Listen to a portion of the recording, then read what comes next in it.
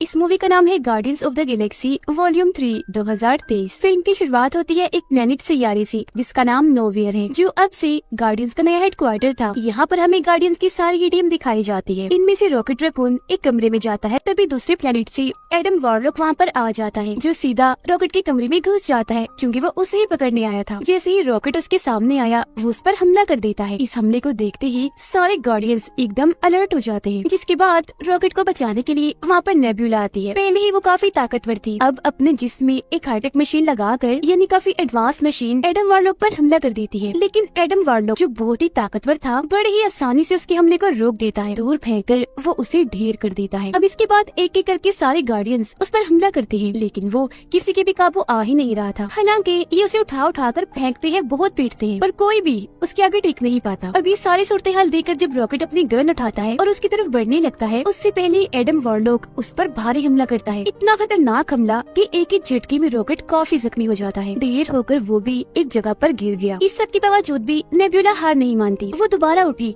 अपने हाथ को तलवार बना लेती है, जिसे जाकर वो एडम वॉरलॉक के पेट में घुसा देती है, जिससे अब वो इतना जख्मी हो गया कि वहीं पर ही बेहोश हो जाता है। अब इससे पहले कि सारे गार्डियंस दोबारा से उस पर हमला करते, उससे पहले ही एडम वॉरलॉक उठता है और झट से नोवेयर से भाग जाता है। अब पीटर और उसका साथी रॉकेट के पास आते हैं, जो जख्मी हालत में वहाँ गिरा पड़ा था। उसका इलाज करने के लिए जख्म को ठीक करने वाली एक डिवाइस वो उसके जिस्म से लगा देते हैं। लेकिन जैसे मशीन एक्टिवेट हुई, ऑन हुई, रॉकेट तड़पने लगता है। देखने से लग रहा था जैसे वो मशीन रॉकेट की जान ले रही है। ये देखकर फौरन नेब्यूला वहाँ पर भाग कर आई, पीटर से कहकर जल्दी से इस मशीन को बंद करवाती है। फिर वो रॉकेट के पूरे जिस्म को अच्छे से स्कैन करके चेक करके सबको बताती है कि असल में इसके जिस्म के अंदर बहुत सारी मशीन फिट की गई है। उन सारी मशीन के अंदर एक मशीन ऐसी भी है जिसे रॉकेट के दिल के पास लगाया गया है, और अगर किसी ने भी उस मशीन को निकाले बगैर रॉकेट का इलाज करने की कोशिश की, तो वही मशीन रॉकेट की जान ले लेगी। और ये सब कुछ रॉकेट के साथ उस मशीन की वजह से हो रहा था, जो वो तड़प रहा था। सारे ही गार्डियंस रॉकेट को ठीक करने में लग जाते हैं, जबकि रॉकेट जो जख्मी पड़ा था, बेहोश था, उसे अपनी पुरानी यादें याद आने लगती है, यानी कि उसका माजी, गुजरा हुआ वक्त। उसकी यादों में दिखाया जाता है कि बहुत साल पहले रॉकेट एक छोटा सा रकून था, जो एक जानवर ही होता है, जो अपने जैसे बाकी रकून्स के साथ एक पिंजरे में कैद था। लेकिन एक दिन हाई एवोल्यूशनरी वहाँ पर आया, उसने रॉकेट को चुरा लिया, जिसके बाद उस पर एक्सपेरिमेंट किया। जिसके बाद रॉकेट का दिमाग बहुत तेज हो जाता है, उसकी जहानत, उसकी ताकत हाई एवोल्यूशनरी से भी काफी ऊपर चली जाती है। लेकिन जैसे एक्सपेरिमेंट पूरा होता है, बेचारे रॉकेट को दूसरी जेल में डाल दिया जाता है, जहाँ उसके जैसे और भी कई सारे जानवर थे। उन्हें भी यहाँ पर कैद करके लाया गया था एक्सपेरिमेंट करने के लिए। वो 3 जानवर थे जिनकी रॉकेट से दोस्ती हो जाती है। उधर नेब्यूला रॉकेट के पूरे जिस्म को चेक करके ये पता लगवा लेती है कि उसके अंदर जो मशीन फिट की गई है, उन्हें कहाँ बनाया गया था। तो वो सभी सोचने लगे कि अगर हम उस जगह पर चले जाए जहाँ पर इन मशीन को बनाया गया था, तो हो सकता है हम रॉकेट को ठीक कर दे। और फिर अगले ही पल वो वहाँ पर जाने का फैसला करते हैं, जो एक दूसरा प्लेनेट था जिसका नाम ऑर्बोस्कोप था। पीटर अपनी पूरी टीम को तैयार कर लेता है, जबकि अपने 2 साथियों को यहीं पर नोवेयर में ही छोड़कर जाता है और उनसे कहता है कि यहाँ का ख्याल तुम दोनों को रखना है। फौरन बाद बाकी टीम को लेकर पीटर अपने मिशन पर निकल गया। अब हमें दिखाया जाता है हाई इवोल्यूशनरी, जहाँ उसके पास ही एडम वॉरलॉक और उसकी मोम थी। यहाँ एडम वॉरलॉक की मोम हाई एवोल्यूशनरी से कहती है कि मेरा बेटा अभी बहुत छोटा है, यही वजह है कि वो मिशन में फेल हो गया, रॉकेट को नहीं ला पाया। जो बात सुनकर हाई एवोल्यूशनरी काफी गुस्से में आ गया, कहता है कि मुझे कैसे भी करके रॉकेट चाहिए तो चाहिए। ये कहकर वो एडम वॉरलॉक को बहुत मारता है और उन माँ बेटे को ये धमकी देता है कि अगर अगली बार तुम रॉकेट को लाने में नाकाम रहे और उसे मेरे हवाले ना किया, तो मैं तुम्हारी पूरी नस्ल को ही मार दूंगा। यहाँ हमें पता चलता है कि इस वक्त हाई एवोल्यूशनरी जहाँ पर है, वो एक पूरा प्लेनेट है। ये पूरा ही प्लेनेट बिल्कुल हमारी जमीन अर्थ जैसा है, इसीलिए इसका नाम भी काउंटर अर्थ है। अब यहाँ हाई एवोल्यूशनरी इतना पागल, इतना अजीब है कि वो चाहता है कि जितने भी प्लैनेट्स और वहाँ पर रहने वाले जानवर और क्रिएचर्स हैं, वो सब एकदम परफेक्ट होने चाहिए, इन्हें हर लिहाज से बिल्कुल ठीक। इसीलिए वो अलग अलग प्लैनेट्स पर जाकर वहाँ के जानवर और क्रिएचर्स को उठाता है और उन पर एक्सपेरिमेंट करके बदलने की कोशिश करता है अपने मुताबिक। वो उन्हें इतना बदलता है कि उसकी सोच के मुताबिक वो परफेक्ट बन जाए। ऐसे ही फिर हाई एवोल्यूशनरी जानवरों और क्रिएचर्स को लेने के लिए जब प्लेनेट अर्थ पर गया, इन्हें हमारी जमीन पर, तो उसे अर्थ इतनी अच्छी लगी कि उसने ठान लिया कि अब मैं भी बिल्कुल प्लेनेट अर्थ जैसा ही एक प्लेनेट बनाऊंगा, जो दिखने में और उसका माहौल बिल्कुल अर्थ जैसा होगा। यहाँ तक कि वहाँ के घर और लोग भी प्लेनेट अर्थ जैसे होंगे, और यही वो प्लेनेट है जिसे काउंटर अर्थ कहते हैं।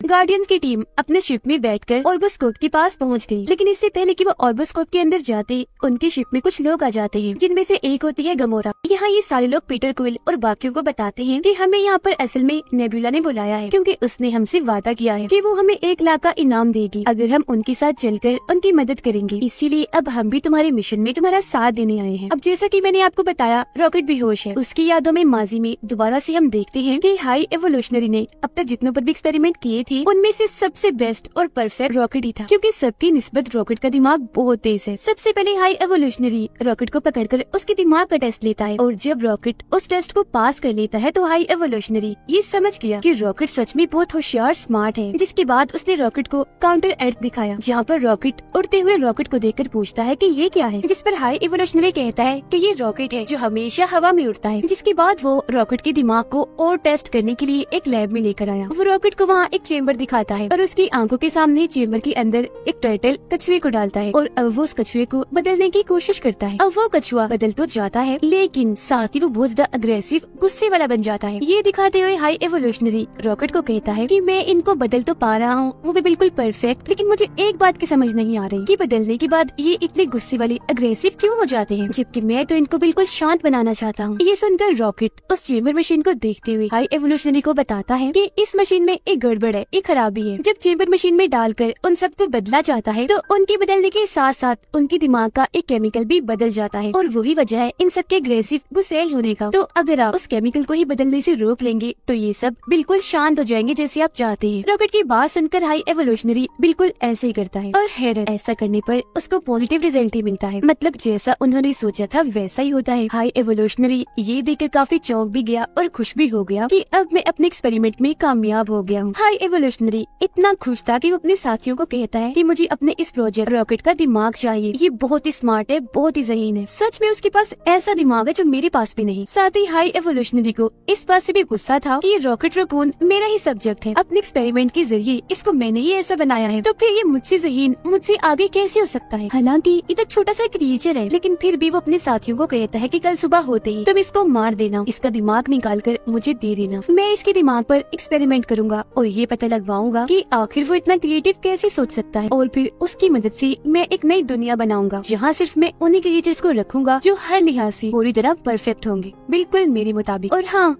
इसका दिमाग निकालने के बाद जो इसके साथी है ना, उनको भी मार देना, क्योंकि वो हमारे अब किसी काम के नहीं। इतना कहती रॉकेट को दोबारा उसकी जेल में बंद कर दिया जाता है। जेल में आते ही रॉकेट अपने साथियों को बताता है कि कल सुबह होते ही हम सबको मार दिया जाएगा, इसीलिए अब हमें कुछ भी करके यहाँ से निकलना होगा। जिसके बाद बाहर जो स्पेसशिप है उनमें बैठकर हम यहाँ से निकल जाएंगे। ये कहते ही रॉकेट वहाँ पर रखी हुई सारी चीजों को इकट्ठा करता है और एक चाबी बना लेता है। उस चाबी से अपनी जेल का ताला खोलता है और वहाँ से बाहर आ जाता है, और अपनी एक दोस्त जो उसे सबसे प्यारी थी उसको भी बाहर निकाल लेता है। लेकिन तभी वहाँ पर हाई एवोल्यूशनरी आ जाता है जो उसकी दोस्त को गोली मार देता है, जिससे रॉकेट की दोस्त की वहीं पर ही मौत हो जाती है। फिर हाई एवोल्यूशनरी उसे कहता है, मैं जानता था रॉकेट तुम यहाँ से भागने की कोशिश जरूर करोगी, तो इसीलिए मुझे यहाँ पर आना पड़ा, और अब मैं तुम्हारी बाकी साथियों को भी मार दूंगा और अभी के अभी तुम्हारा दिमाग निकालूंगा। सुबह तक का इंतजार मैं नहीं करने वाला। अपनी आंखों के सामने ही रॉकेट अपनी दोस्त को मरा हुआ देखकर बहुत दुखी हो जाता है, और अब उसे काफी गुस्सा भी आ गया था। वो हाई एवोल्यूशनरी पर हमला कर देता है, उसका मुंह नोचकर वहाँ से भाग जाता है। जैसे तैसे वहाँ से बाहर आकर स्पेसशिप में बैठा और उसे लेकर वहाँ से निकल गया। यानी इस तरह से वो हाई एवोल्यूशनरी की कैद से आजाद हुआ था। उधर गार्डियंस की पूरी टीम गमोरा के साथ मिलकर उस प्लेनेट ऑर्बोस्कोप में आ जाते हैं। फिर ये वहाँ पहुँचकर मेन एरिया में आ गए। इस जगह पर रॉकेट की सारी जानकारी थी। रॉकेट की फाइल को वहाँ से लेकर बाहर निकल आते हैं। फिर अपनी शिप में आने के बाद गार्डियंस की टीम रॉकेट की फाइल को खोलती है। उस फाइल के जरिए इन सबको पता चल जाता है कि अब तक रॉकेट के साथ क्या क्या हुआ। जिसके बाद रॉकेट की यादें, उसकी माजी की जो कहानी हमने देखी, वो सभी गार्डियंस की टीम भी देख लेती है। सभी गार्डियंस जान जाते हैं कि हाई एवोल्यूशनरी ने रॉकेट के साथ बहुत बहुत गलत किया है। वीडियो को देखकर नेबुला को रॉकेट पर बहुत तरस आने लगा। वो कहती है कि इतनी ज्यादती तो कभी भी किसी के साथ भी नहीं हुई। फिर सबको पता चला कि रॉकेट के दिल के पास जो मशीन है जो उसका इलाज उन्हें नहीं दे रही, उस मशीन को एक कोड डालकर निकाला जा सकता है। लेकिन वो कोड क्या है गार्डियंस को पता नहीं चल पाता। ऐसा इसलिए क्योंकि हाई एवोल्यूशनरी के लोग रॉकेट की फाइल से उस कोड को मिटा चुके थे, लेकिन गार्डियंस फाइल के जरिए ये पता लगवा लेते हैं कि उस कोड को मिटाया किसने है और अब उस कोड की जानकारी है किसके पास। तो अब ये फैसला करते हैं कि हम मिलकर उस आदमी के पास जाएंगे और उसे कोड छीनकर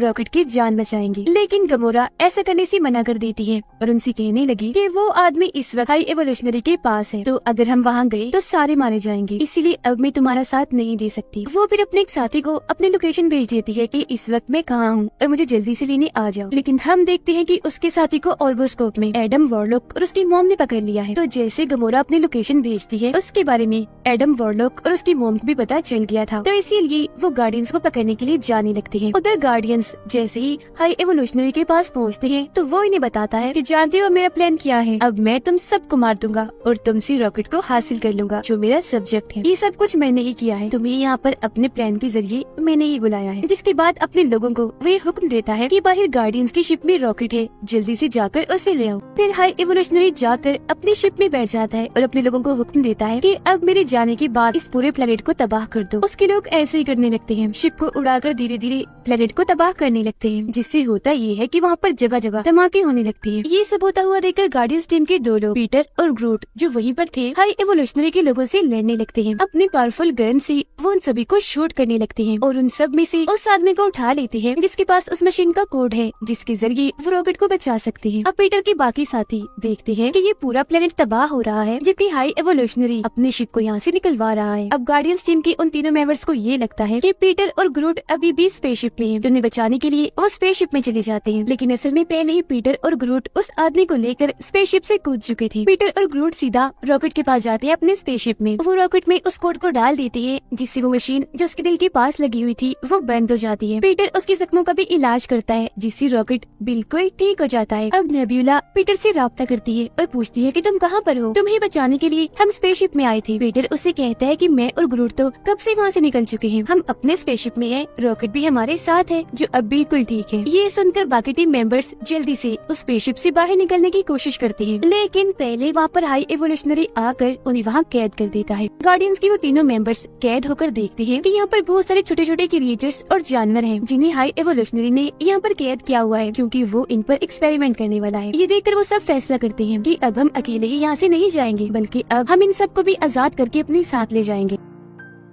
पीटर और उसके बाकी साथी हाई एवोल्यूशनरी की स्पेसशिप के लिए निकल जाते हैं अपने बाकी साथियों को बचाने के लिए। पीटर अपने प्लेनेट नोवियर पर राब्ता करता है और अपने साथी को कहता है कि जल्दी से यहाँ पर आ जाओ जहाँ पर मैं तुम्हें कहता हूँ। तब उसका साथी ऐसे ही करता है जो लोकेशन थी हाई एवोल्यूशनरी के स्पेसशिप के बिल्कुल पास। जिसके बाद पीटर अपने साथियों को लेकर उसकी स्पेसशिप में आ जाता है अपने साथियों को बचाने के लिए। यहाँ पर हम हाई एवोल्यूशनरी, उसके साथी और गार्डियंस ऑफ द गैलेक्सी की टीम के बीच जबरदस्त किस्म की लड़ाई को देख पाते हैं। लेकिन क्योंकि गार्डियंस की टीम ज्यादा बहादुर थी तो बहुत अच्छे से उनका सामना करते हैं और एक जबरदस्त सी लड़ाई के बाद उन्हें हरा देते हैं और फिर आखिरकार वो हाई एवोल्यूशनरी को भी हरा देते हैं। कि वो सारे मिलकर रॉकेट को कहते हैं कि अब तुम हाई एवोल्यूशनरी को जल्दी से मार दो, लेकिन रॉकेट ऐसा करने से मना कर देता है। अपनी टीम को कहता है कि मैं इसके जैसा नहीं हूँ, अगर हाई एवोल्यूशनरी ऐसा है तो मैं उसके जैसा नहीं बन सकता। इसी के साथ गार्डियंस की टीम हाई एवोल्यूशनरी की शिप में जितने भी लोग, जानवर, क्रिएचर्स बंदी थी उन सबको आजाद करवा लेते हैं। वो फिर उन सबको भी नोवियर में डाल देते हैं और खुद भी वहीं आ जाते हैं। और ये सब करने में उनका साथ एक डॉग देता है जो पीटर का साथी था, क्योंकि वो अपनी ताकतों का इस्तेमाल करके नोवियर प्लेनेट को हाई एवोल्यूशनरी के स्पेसशिप से जोड़ देता है। लेकिन वो इतनी सारी ताकत लगा चुका था कि बीच में ही उसकी ताकत टूट जाती है, जिससे नोवियर प्लेनेट और हाई एवोल्यूशनरी का स्पेसशिप एक दूसरे से अलग अलग हो जाते हैं। जिससे सारे लोग तो नोवियर प्लेनेट पर आ गए थे, लेकिन पीटर अभी भी हाई एवोल्यूशनरी की स्पेसशिप में था। ये देखकर पीटर काफी घबरा गया। वो एक लंबा सा जंप मारकर कूदकर नोवियर में आने की कोशिश करता है, लेकिन उसके ऐसा करने से वो स्पेस में, खुले आसमान में ही लटक जाता है, जहाँ उसकी हालत काफी खराब हो जाती है। ऐसा लग रहा था जैसे वो मरने वाला है। लेकिन उससे पहले ही एडम वॉरलॉक वहाँ पर आया और पीटर को उठाकर नोवियर में ले जाता है, जिससे उसकी जान बच जाती है। जिसके बाद सारे गार्डियंस ये फैसला करते हैं कि अब हम